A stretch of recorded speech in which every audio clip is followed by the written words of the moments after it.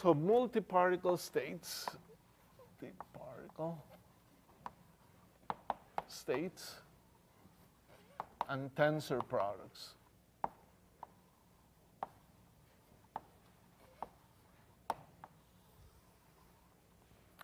Okay.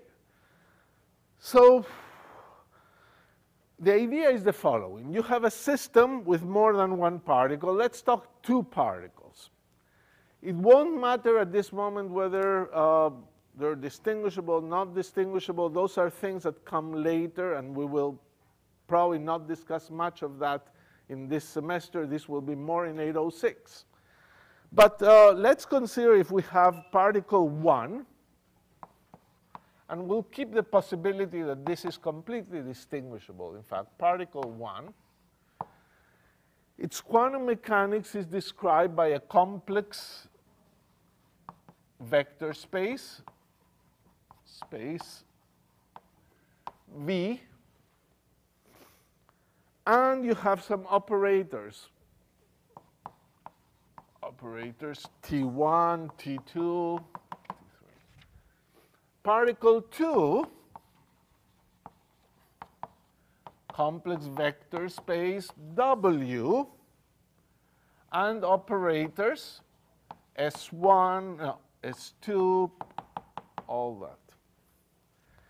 You see, the list of operators is something that you are already familiar with. In quantum mechanics, operators will include momentum, position, if it's three-dimensional, 3 positions, 3 momenta, angular momentum, spin, Hamiltonians, all those things, and those exist for both particles.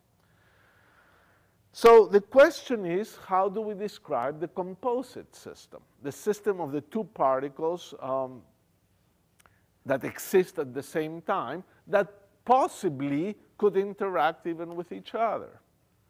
So we need a description of these two things. So, well, a description of particle 1 is described by some vector V in the vector space. Description of particle 2 is some state, some vector omega in the vector space W. So we imagine that it's a reasonable thing to give you those two vectors and say, look, that's what particle 1 is doing, and that's what particle 2 is doing, and that is correct. It's a bit more subtle than that, as we'll see now, but we could list V and list W, and this is the information about each particle.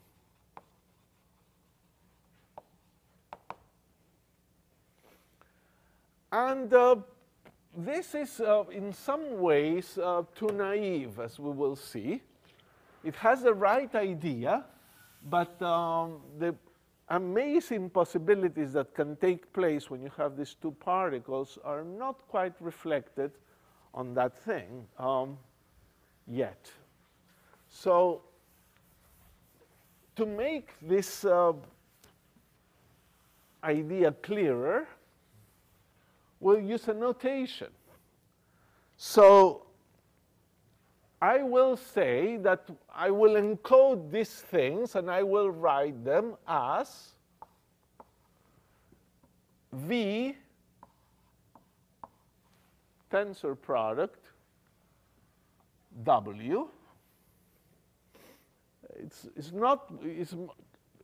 It's reflecting that we're going to do something more than just view this as the possibility. You have a system, you know what the particle 1 is doing, you know what the second particle is doing. List those two, that's all that can happen. Not quite true. So let's put it like that, and this will be the information. I'm not multiplying this in any obvious way. It's not that I'm supposed to multiply and do a calculation here. I'm just putting the two pieces of data, but putting this curly ball here, as to say that it's the two together. And we'll have some ways of dealing with this object. And this will be said to be an element of a new complex vector space V tensor W.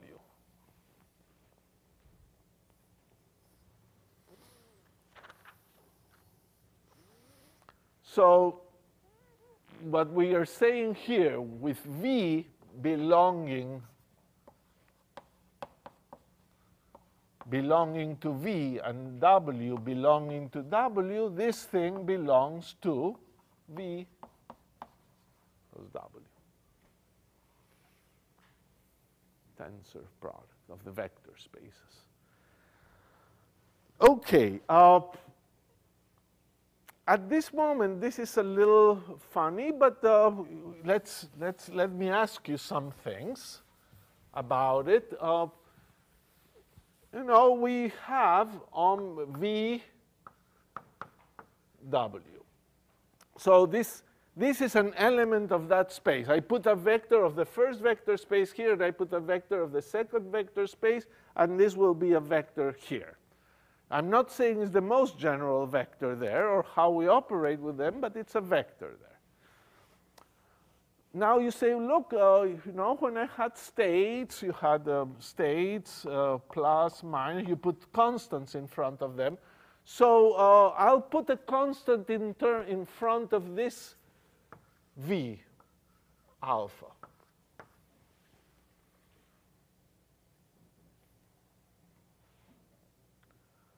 Well, is this something related? You know, we had this vector that was a vector in the tensor product. How is this vector related to this vector?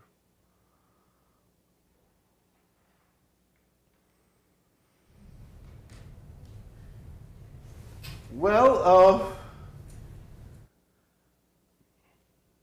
unless you declare that these things are somewhat related, this object is going to be very, very large, because if this vector has nothing to do with this is going to be yet another vector linearly independent with this. So it's again your choice what you're going to declare. If you would be constructing what is called a direct product, not a tensor product, and that's, apologies to Shankar, he uses the word direct product, which is wrong mathematically. Mathematicians don't call this a direct product. A direct product is something in which this has nothing to do with this. But in physics, you know, you're thinking of the amplitude to have a particle, first particle doing that, and suddenly that amplitude becomes twice as big, and this other one doesn't change. Well, the amplitude to find this one here and that one there has become twice as big, just because this one is twice more likely to be here, and that's the same. So we're going to say that this is the same as that. The alpha can go out. And it's the same thing, and it's also the same thing as V tensor alpha W. So numbers go out. And they don't go out with a complex conjugate. They go out just like that. So that's one thing we declare that will happen with these things, and that's a property that we impose, and it's what is usually understood to take place in tensor products. Now, if this is a vector in this space, then if, for example, V1 is a vector in,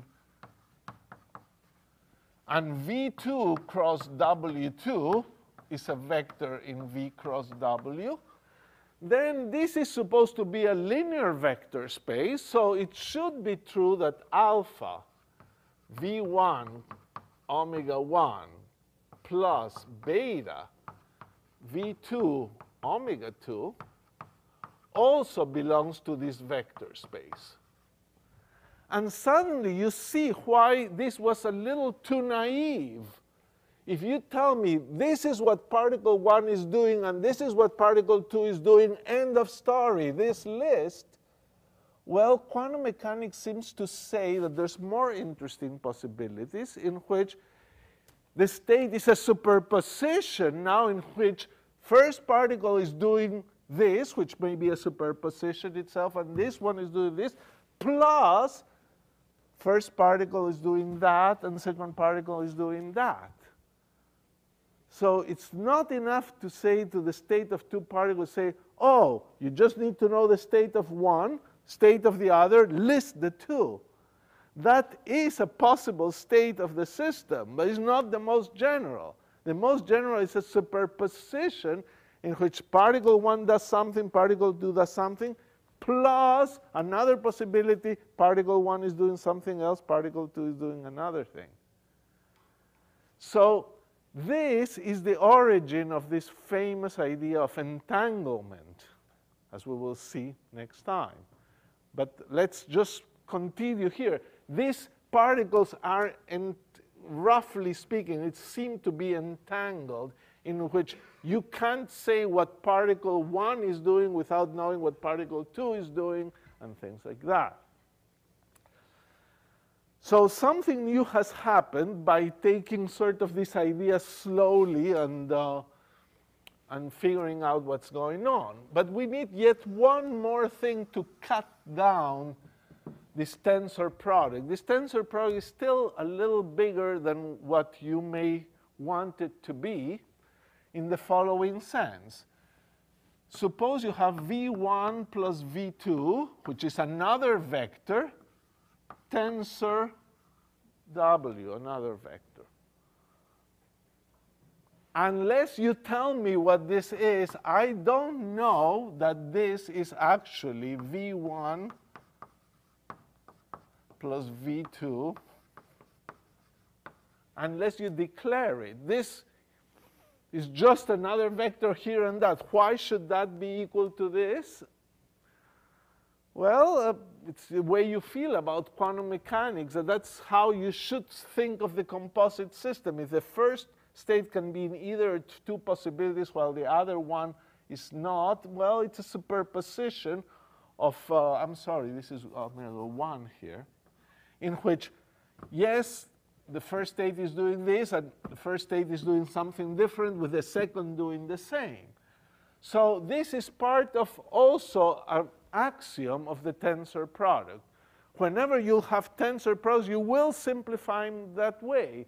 It looks almost trivial, but it's certainly something that has to be stated. If you had a direct product, you form a vector space by just putting first vector, second vector, and you don't explain anything, this would not be true.